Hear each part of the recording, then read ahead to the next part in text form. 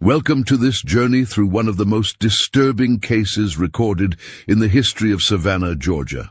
Before we begin, I invite you to leave in the comments where you are watching from and the exact time at which you are listening to this narration. We are interested to know which places and at what times of day or night these documented accounts reach. The year was 1841, when the first strange occurrences were noted at Forsyth Estate, just 3 miles east of Savannah's historic district. The plantation stood as a monument to Southern prosperity, its white columns rising like sentinels against the Georgian sky. But beneath the grand facade and behind the carefully maintained gardens, a darkness had taken root that would not be discovered until many years later. Eleanor Beaumont arrived at Forsyth Estate in the winter of 1835. Acquired through a transaction that was recorded in the county ledger with nothing more than a line of cursive and a sum. According to parish records, she was 22 years of age at the time.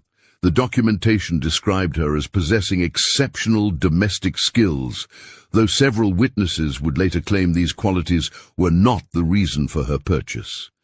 Thomas Harrington, the 46-year-old master of Forsyth Estate, had recently lost his wife to consumption. Sources suggest he had been seen inspecting newly arrived individuals at the market for several weeks before selecting Eleanor. The property's caretaker journal, discovered during renovations in 1958, contains a curious entry dated January 12, 1835. New arrival today. Master seems unusually attentive to her quarters. Requested the room adjacent to the kitchen be prepared with particular care. Unusual for January. In the beginning, Eleanor's presence at Forsyth Estate appeared unremarkable to outside observers. She performed her duties alongside approximately 30 other enslaved individuals who maintained the cotton plantation and manor house. What made her situation different, according to household records and later testimonies, was her rapid elevation to a position within the main house, specifically assigned to direct service to Thomas Harrington. By autumn of 1836, Eleanor's status had changed significantly. The estate's expense ledgers, preserved in the Savannah Historical Society archives, show unusual purchases. Fabric of higher quality than would be typical for enslaved persons, a pair of leather shoes, and, remarkably, a small silver locket. The receipt for this last item was found tucked into Thomas Harrington's personal Bible, discovered in a trunk in the estate's attic in 1962. Maria Wilson, who served as a cook at the neighboring Wilkes plantation, provided testimony to her grandson that was recorded in a 1948 oral history project. According to this account, everyone who worked the big houses knew what was happening at Forsyth. The master had taken a fancy to the Beaumont woman. She wasn't treated like the others. She took meals in the house, wore finer clothes, but there was something in her eyes that wasn't right. Like she was there, but not there. In the spring of 1837, Eleanor Beaumont became visibly with child. No announcement was made, but estate records show she was relieved of certain duties. The plantation physician, Dr. Samuel Thorne, began making more frequent visits to the estate. His logbook, discovered among his effects after his death in 1872, contains cryptic entries regarding the delicate condition at Forsyth and prescriptions for tonics to settle the female constitution. On November 18, 1837, Eleanor gave birth to a girl. The child was not entered into the official property ledger of Forsyth Estate, an unusual omission that researchers would later flag as the first of many irregularities surrounding the Beaumont children. Instead, a small notation appears in Thomas Harrington's personal journal. Providence has blessed the house with new life today. I have named her Caroline after my mother. She has her eyes. For the next several months, life at Forsyth Estate continued with a semblance of normalcy. Eleanor and her infant daughter occupied the room near the kitchen, which had been expanded to accommodate them. According to household inventory records, the room contained items unusual for enslaved quarters: a rocking chair, a copper bathing tub, and a small wooden cradle with linens. Then came the first tragedy. In July of 1838, infant Caroline fell ill with fever. Dr. Thorne was summoned, but his treatments proved ineffective. The child passed away on July 23rd, aged 8 months. No death certificate was filed with local authorities, which was not uncommon for enslaved individuals. However, something quite uncommon did occur. Caroline was not buried in the unmarked area beyond the North Field, where other enslaved persons were laid to rest. Instead, Thomas Harrington ordered a small grave to be dug beneath an oak tree at the eastern edge of the garden. Eleanor's reaction to her daughter's death was not recorded in any official capacity.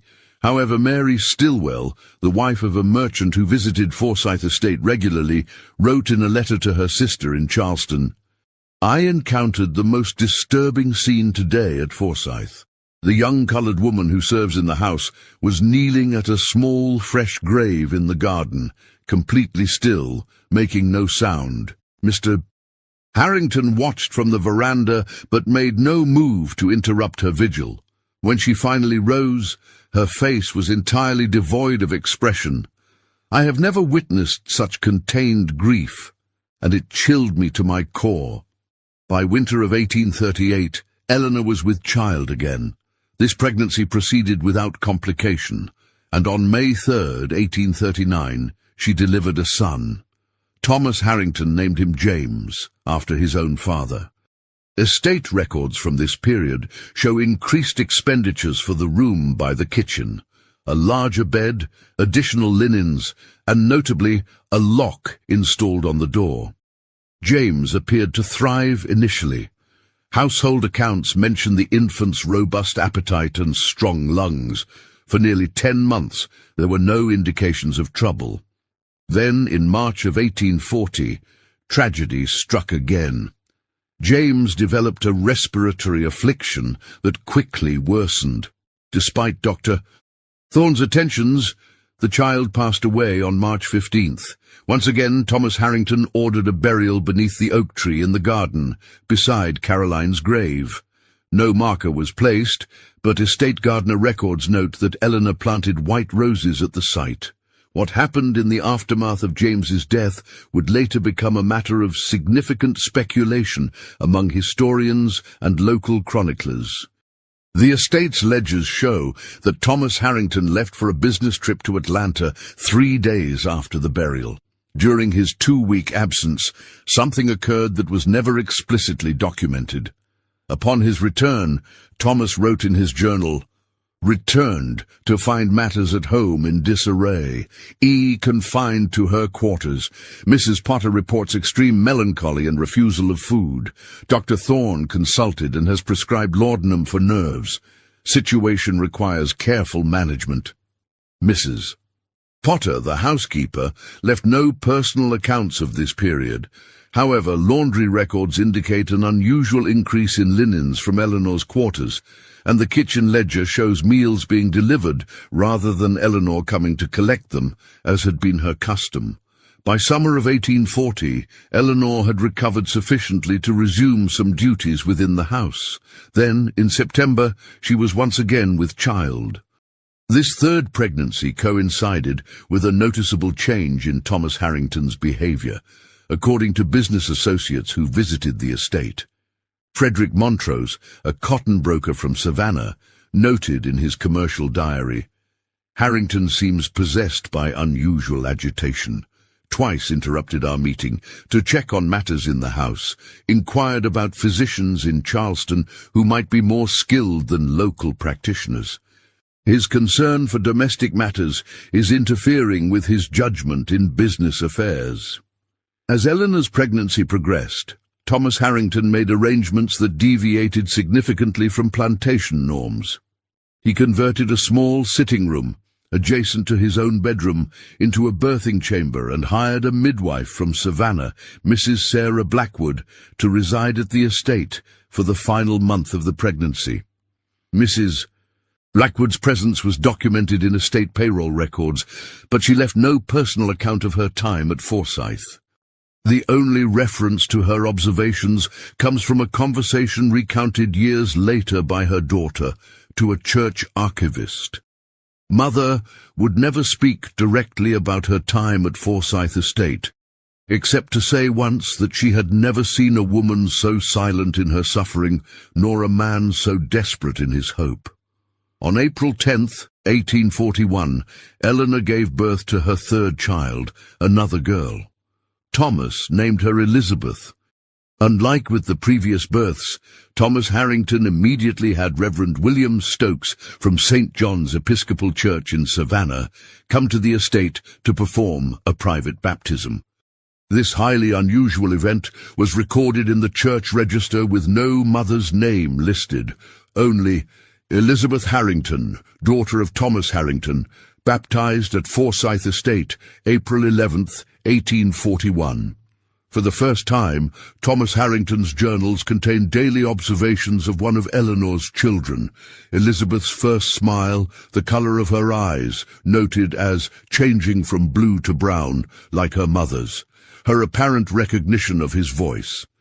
He commissioned a portrait of the infant from a Savannah artist, which was discovered in the attic storage of Forsyth Estate in 1959, the canvas partially damaged by moisture.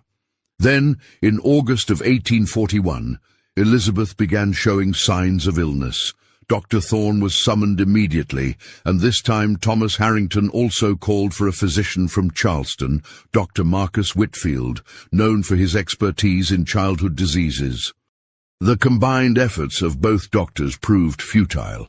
Elizabeth died on August 17th, aged just 4 months.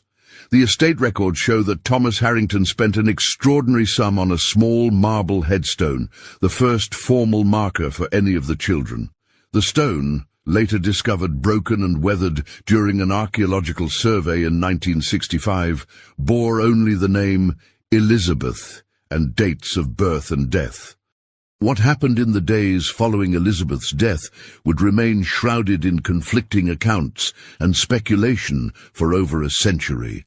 The established facts drawn from estate records are these. On August 20th, 3 days after Elizabeth's burial, Thomas Harrington left for Savannah on business. He returned unexpectedly the same evening.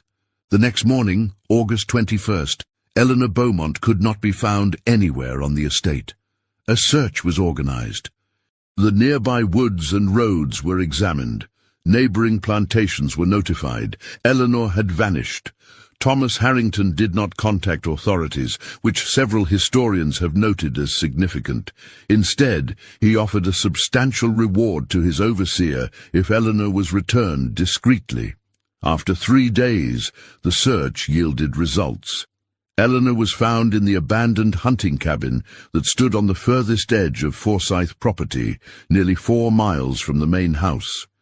According to the overseer's terse report in the estate logbook, located the woman, unharmed but unwell in mind, returned to the house under watch. What followed was a period of approximately 2 months, during which Eleanor was, according to household accounts, confined for her health. The room she had previously occupied was emptied, and she was moved to a room on the 3rd floor of the main house. Estate records show the purchase of a special lock for this door and the boarding up of the room's window from the outside. Dr. Thorne visited twice weekly during this period. His medical log contains minimal information. Patient at Forsyth continues under sedation, refuses food when lucid, speaks of children calling to her from beneath the oak. Recommended continued isolation and laudanum as needed. Then, on October 12th, 1841, Thomas Harrington's journal contains a single cryptic entry. "It is finished. May God have mercy on us all." The following day, housekeeping records note the 3rd floor room was emptied and cleaned. No further mention of Eleanor Beaumont appears in any estate document. She simply vanished from the written record. What happened to Eleanor Beaumont has been the subject of intense speculation among historians and local chroniclers.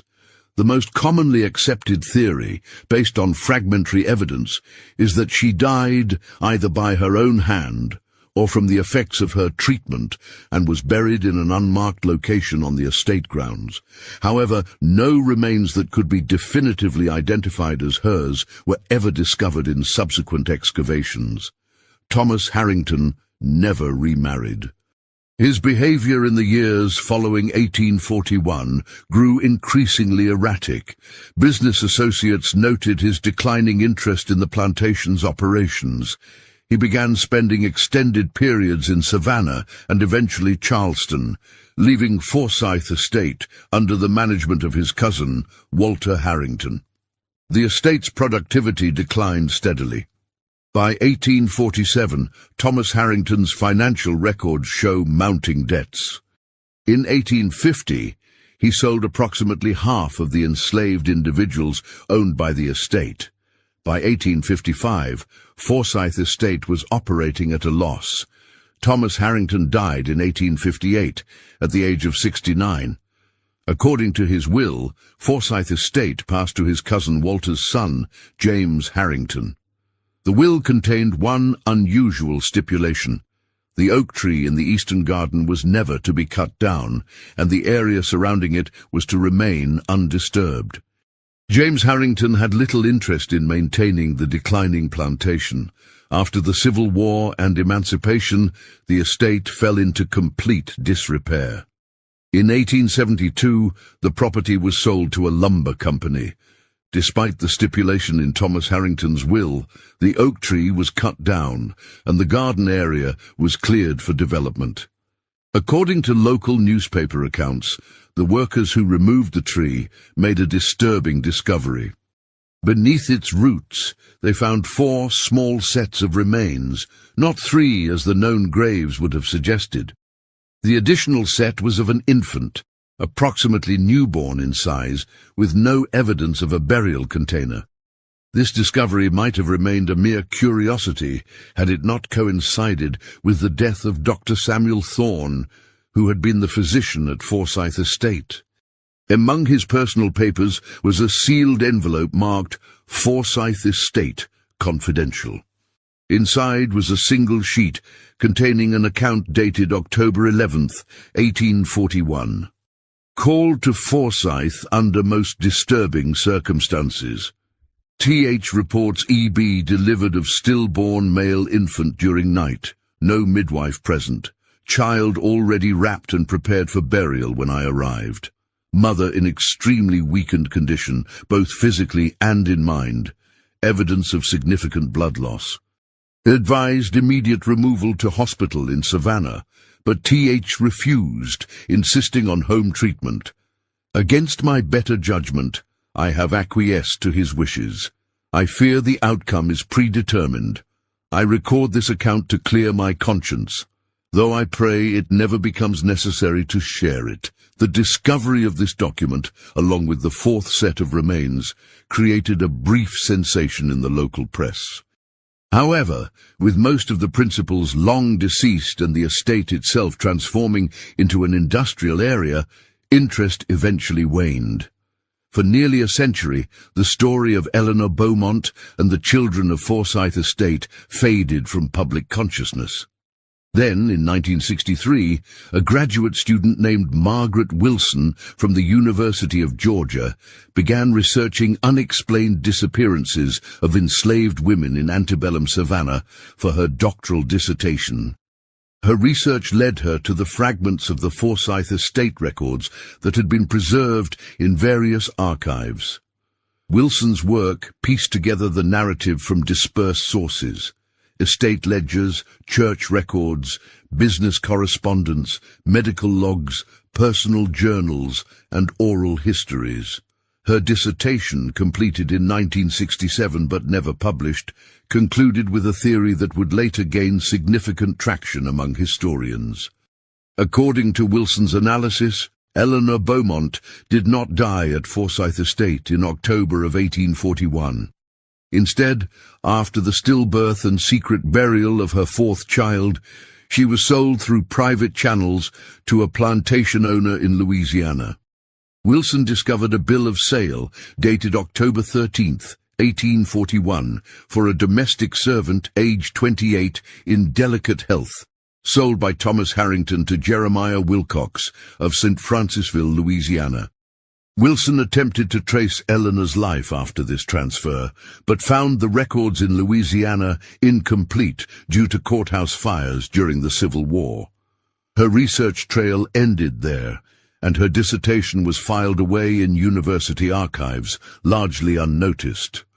In 1968, during the construction of a manufacturing facility on what had once been Forsyth estate land, workers excavating for a foundation discovered a small silver locket buried approximately 6 feet below ground, near where the oak tree had once stood. Inside was a braid of dark hair and a tiny portrait painted on ivory of a woman with features suggesting mixed ancestry. On the back of the portrait, barely legible, were the initials E.B. The locket is now housed in the Savannah Historical Society Museum, a small, easily overlooked artifact that represents one of the few tangible connections to Eleanor Beaumont that survived. The land where Forsyth Estate once stood has been completely transformed by industrial and later commercial development. Nothing remains of the plantation house, the gardens, or the oak tree that marked the children's graves. The only physical reminder is a small historical marker erected in 1992 at the edge of what is now a shopping center parking lot. The marker makes no mention of Eleanor Beaumont or the children, stating only, "Site of Forsyth Estate, circa 1830-1870, cotton plantation owned by the Harrington family."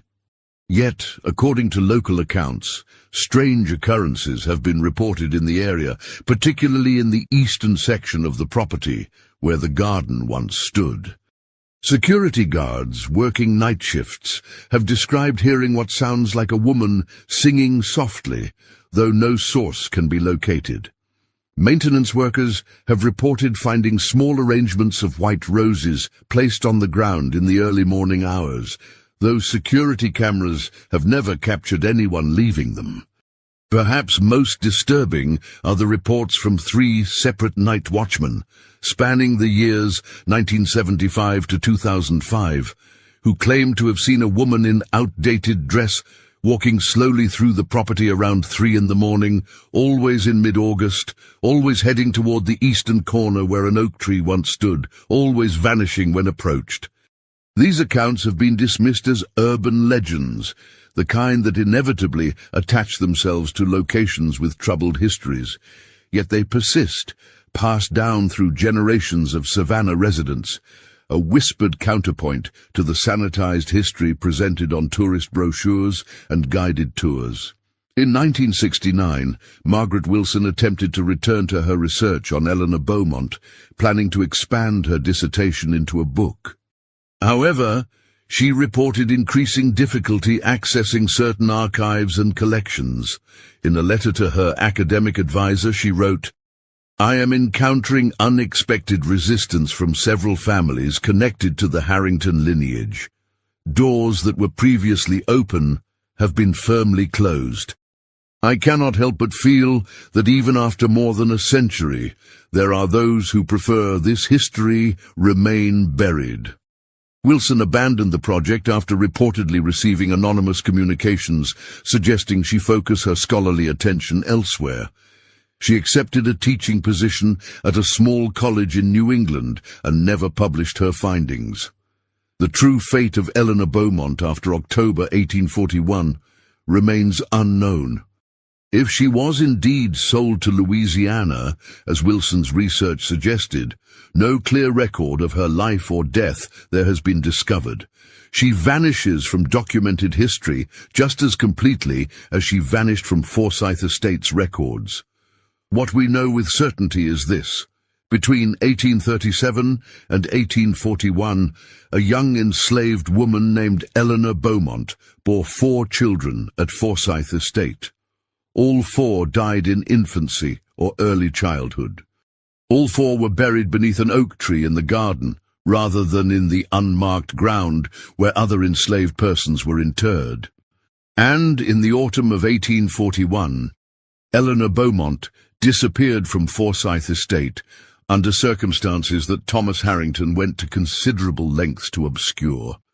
The rest, her thoughts, her feelings, her suffering, her possible escape or likely death, exists in the shadows of history, in the spaces between documented facts, in the silences that official records maintain. We can approach these shadows, examine their outlines, but we cannot dispel them entirely. Perhaps that is why her story continues to resonate, why people still report encounters with an unidentified woman walking across what was once Forsyth Estate land.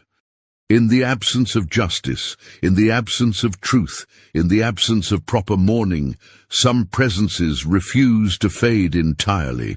In 2008, a descendant of the Harrington family donated a collection of family papers to the Savannah Historical Society.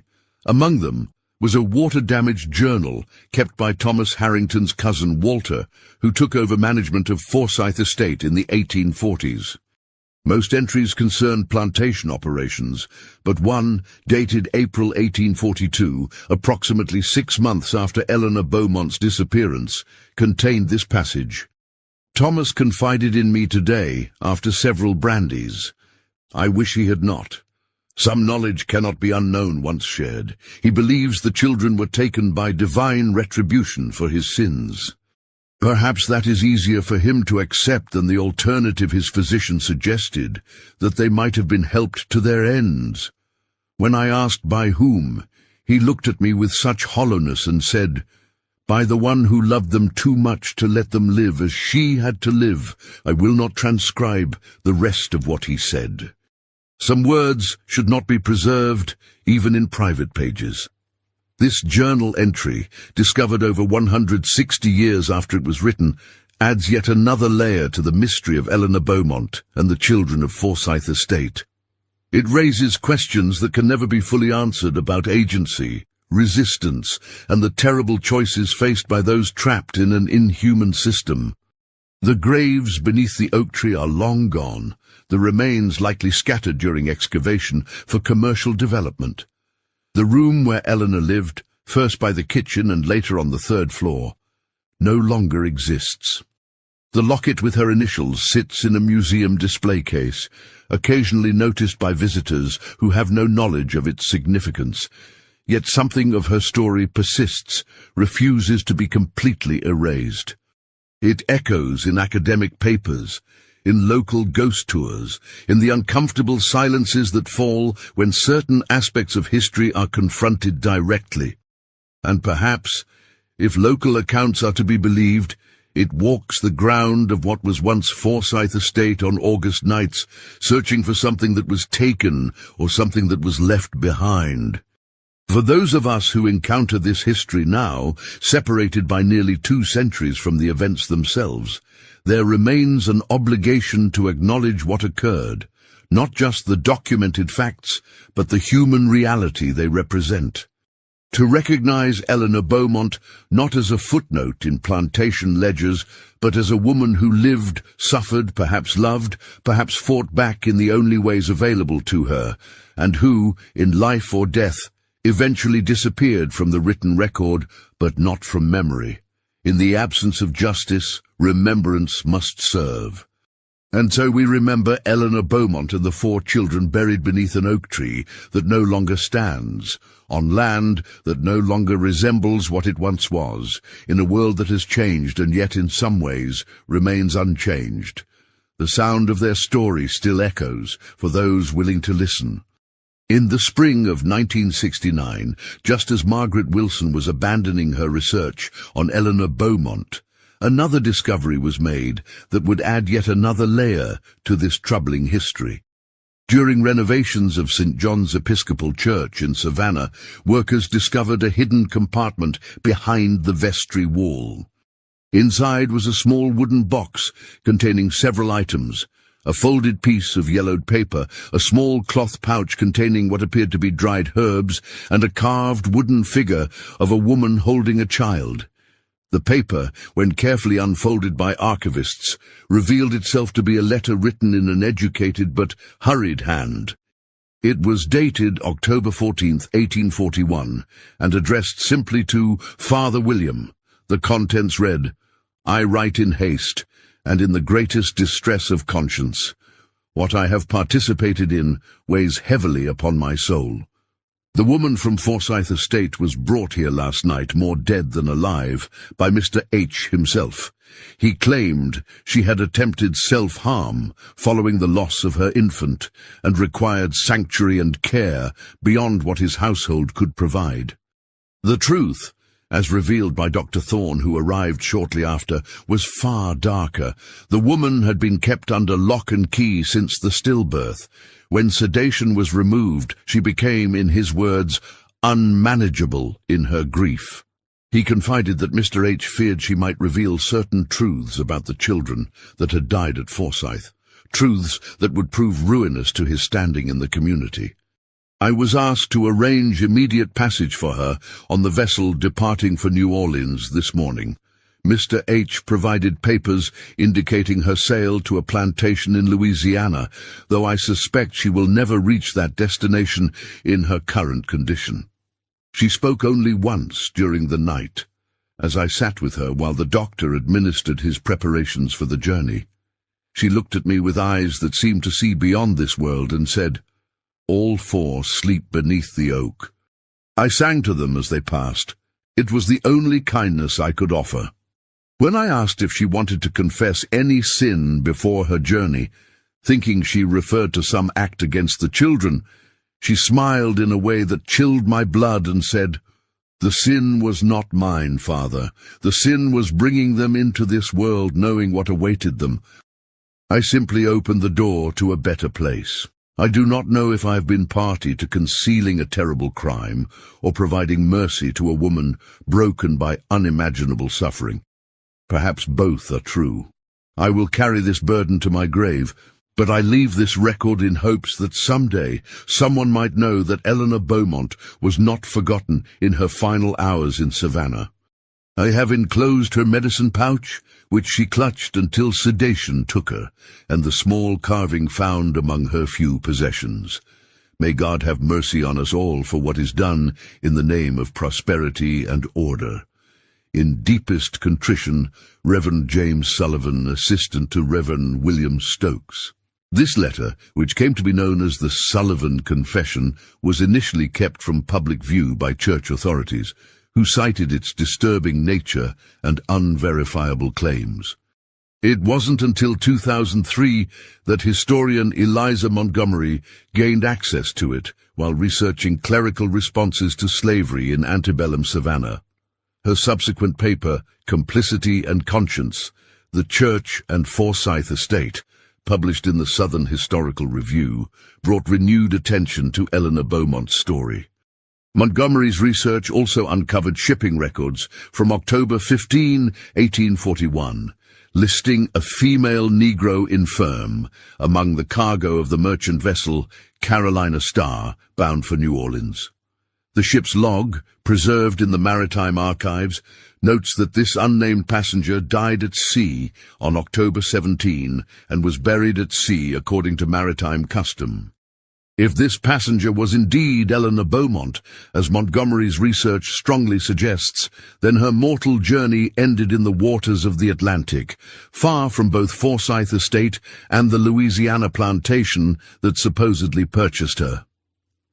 The wooden carving found with Sullivan's letter remains in the archives of St. John's Church. It depicts a standing woman holding 4 small bundles in her arms, their features indistinct, but their significance unmistakable. The carving style has been identified by anthropologists as consistent with West African traditions, suggesting that Eleanor maintained cultural connections despite her enslavement. The herb pouch, when analyzed by botanists in 2005, was found to contain dried foxglove, Jimson weed and yew berries, all plants with toxic properties when prepared in certain ways, all growing on or near Forsyth Estate, according to botanical surveys of the period. These discoveries led Montgomery and subsequent researchers to a theory that contradicts the long-held narrative of Eleanor as merely a victim of Thomas Harrington's exploitation. Instead, they propose a more complex understanding, that Eleanor, faced with the unbearable reality of watching her children grow up in slavery, possibly made the devastating choice to end their suffering herself. This theory remains controversial and unproven. Some historians argue that the children's deaths could have been natural, as infant mortality was high in that era. Others suggest that if the deaths were indeed deliberate, the culpability might have rested with Thomas Harrington himself, who might have seen the mixed-race children as a growing liability to his social standing. What can be said with certainty is that 4 children died at Forsyth Estate between 1837 and 1841.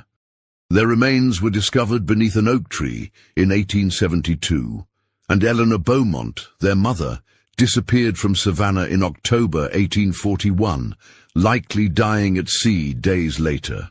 The question of agency, who acted, who decided, who controlled the narrative, remains central to understanding this history. In a system designed to strip individuals of all autonomy, what choices remained? What forms might resistance take? How does one measure love against suffering when both are confined within an inhuman system?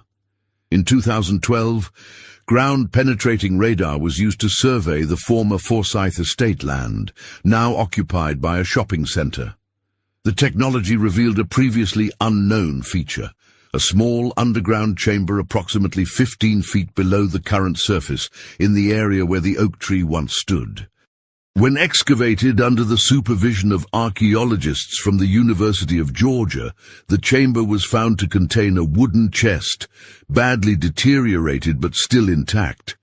Inside the chest were several items: a child's knitted cap, 4 small cloth dolls of different sizes arranged in a row, a hand-copied page from a prayer book, and most significantly, a journal bound in faded cloth. The journal's pages had largely succumbed to moisture and time, but several passages remained legible. The handwriting matched that on the back of the ivory portrait in the silver locket, discovered decades earlier. The journal appears to have belonged to Eleanor Beaumont herself, though how it came to be buried in this underground chamber remains unknown. The legible entries span from 1838 to 1841 and provide the only known record of Eleanor's thoughts in her own words. One entry, dated July 25, 1838, 2 days after the death of her first child, reads, "They have put Caroline beneath the oak tree. Master T says it is a mark of special favor not to be with the others beyond the north field. He does not understand that the ground consumes us all the same, favor or no favor. I sit beside her small mound when duties allow. I've begun to hate the oak for the weight it will place upon her small body as its roots grow. Yet I also find myself touching its bark, feeling its life continue while hers has ended. Is this what mothers become in this place? Women who speak to trees because their children lie beneath them." Another entry, dated March 18, 1840, shortly after the death of her second child, reads, "James has joined his sister. The white doctor says his lungs were weak. What he does not say is why. The dampness of our room, the work I did with him strapped to my back until my 7th month, the poor milk my tired body made for him. These are the true causes, but they are not written in medical books. Master T weeps for him and calls it God's will. I do not weep any more. I am learning that tears are a luxury belonging to those who expect the world to be fair. I have no such expectation now. I think instead of my grandmother's stories of children who return to the other side when this world is too cruel for them to stay. Perhaps they are wiser than we who remain." The most revealing entry, dated August 19, 1841, 2 days after the death of her third child, Elizabeth, consists of just a few lines. "The third has returned to the stars. Master T rages against God and fate. He had such hopes for Elizabeth, had her baptized, spoke of special arrangements for her future, perhaps even taking her to the house in Savannah, where lighter complexions raise fewer questions. But she has escaped such a life, as the others did. I look at the one growing inside me now, my fourth and final burden, and I know what I must do. There are kinder doorways to the next world than the ones this place provides. My grandmother taught me how to find them. May she forgive me. May they all forgive me. This final entry, written just 2 days before Eleanor allegedly delivered a stillborn son and subsequently disappeared from Forsyth Estate, has been the subject of intense scholarly debate. Some interpret it as evidence supporting the theory that Eleanor deliberately hastened her children's deaths as an act of desperate mercy. Others see it as the anguished writings of a grieving mother seeking spiritual understanding of her losses, with the doorways referenced being metaphorical rather than literal. What is clear is that Eleanor Beaumont, a woman who left almost no mark in official records beyond her monetary value in transaction ledgers, found ways to record her own truth, preserve her own thoughts, and possibly exercise the only forms of agency available to her within a system designed to deny her humanity. The underground chamber where the chest was discovered has been interpreted by archaeologists as a root cellar that was later repurposed. How Eleanor's possessions came to be hidden there, and by whom, remains unknown. One theory suggests that another enslaved person at Forsyth Estate, perhaps someone who assisted Eleanor or was entrusted with her belongings, concealed them after her disappearance. The discovered items are now preserved in the Savannah Historical Museum's special collections, though they are not part of the regular exhibit. Researchers must apply for special permission to view them, a policy that has drawn criticism from those who argue that Eleanor Beaumont's story, however painful, should be fully accessible as an important part of American history. In 2015, a descendant of Thomas Harrington, Catherine Harrington Wells, established a memorial foundation dedicated to acknowledging and researching the lives of all enslaved individuals who lived at Forsyth Estate. The foundation funded the creation of a more comprehensive historical marker at the site, which now includes Eleanor Beaumont's name and acknowledges the 4 children buried there. The foundation also sponsors an annual scholarship for research into the hidden histories of enslaved women and their children, with particular focus on forms of resistance and survival that traditional historical records have often overlooked or misinterpreted. "We cannot change the past," Harrington Wells stated at the dedication of the new marker, "but we can change how we remember it, how we honor those who suffered, and how we understand their humanity and agency, even within a system designed to deny both." Visitors to the site today will find a small contemplative garden where the oak tree once stood. The garden includes 4 small stone markers arranged in a semicircle, representing the 4 children who were buried there. At the center stands a bronze sculpture of a woman with her face turned upward, her arms empty but slightly raised, as if releasing something to the sky. The sculptor, Amara Johnson, described her work as not just a memorial to suffering, but a recognition of impossible choices and enduring spirit. Eleanor Beaumont's story is not simply one of victimhood, but of a woman who, even within the most constrained circumstances, found ways to express love, preserve dignity, and possibly, on her own terms, resist. Local residents report that white roses frequently appear at the base of the sculpture left by anonymous visitors. On August nights, particularly around the 17th, the date of Elizabeth's death, some claim to see a solitary woman walking slowly through the garden, stopping at each of the 4 stones before disappearing into the darkness. Science cannot validate such sightings, of course, but perhaps some stories leave impressions that transcend the physical world, echoing across time not as supernatural phenomena, but as emotional resonances that sensitive individuals perceive in their own way. What remains undeniable is that the story of Eleanor Beaumont and her 4 children continues to affect those who encounter it. It raises uncomfortable questions about America's past, about the human capacity for both cruelty and resistance, about how we memorialize difficult histories, and about whose voices are preserved in the historical record. In the archives, in the buried chest, in the letter hidden behind a church wall, in the silver locket, and in the oral histories passed down through generations, we find fragments of a life that official records tried to reduce to property transactions. These fragments do not provide a complete picture. Too much has been lost to time, too much was never recorded in the first place. But they offer glimpses of a woman who lived, suffered, possibly loved, possibly resisted, and who, even in the most dehumanizing of circumstances, maintained an inner life rich enough to leave echoes that resonate nearly 2 centuries later.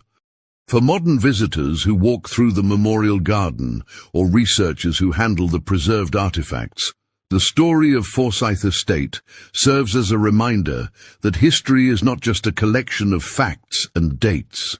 It is a complex tapestry of human experiences, many of which were deliberately obscured or silenced at the time they occurred. Recovering these experiences requires not just archival diligence, but imaginative empathy, the willingness to look beyond official records to the lives that existed in the margins. Eleanor Beaumont's final days remain shrouded in uncertainty. If she did indeed die at sea aboard the Carolina Star, her body committed to the Atlantic waters, then she has no grave that can be visited, no marker that bears her name. The memorial garden stands in place of such a marker, an acknowledgement of absence as much as presence. Perhaps that is fitting for a woman whose life was defined by systematic erasure, of her autonomy, her familial bonds, her very humanity in the eyes of the law. Yet against these erasures, we can now place the evidence of her resistance, the journal entries that recorded her thoughts, the carved figure that expressed her culture, the herb pouch that suggested her knowledge, and the lasting impact of her story on all who encounter it. In the end, what happened at Forsyth Estate between 1835 and 1841 was both an intimate, personal tragedy and a reflection of a larger historical atrocity.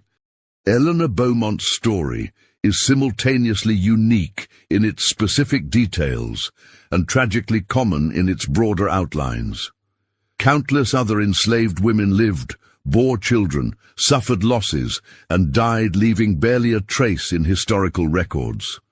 What makes Eleanor's story different is not necessarily what happened to her, but the fact that fragments of her experience survived, hidden in walls, buried in chests, preserved in letters, passed down through oral histories, and eventually recovered by those committed to ensuring that such lives are not forgotten. As visitors leave the memorial garden today, they pass by a simple plaque bearing a quote from Eleanor's journal, one of the few passages that survived intact. They say we have no souls to save, yet they fear our spirits after death. They say we are not fully human, yet they tremble at our humanity when it shows itself. Remember this, if nothing else, what they took from us in life, we reclaim in memory. And memory, once awakened, is a force that cannot be enslaved.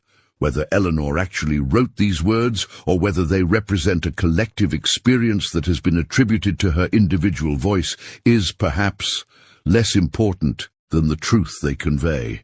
In a system designed to dehumanize and erase, the persistence of memory, individual and collective, becomes itself an act of resistance.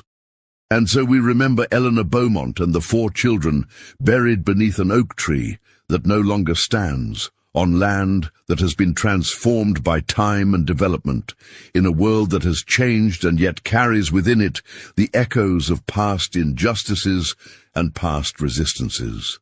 Their story continues to be told, continues to affect those who hear it, continues to challenge easy narratives about the past.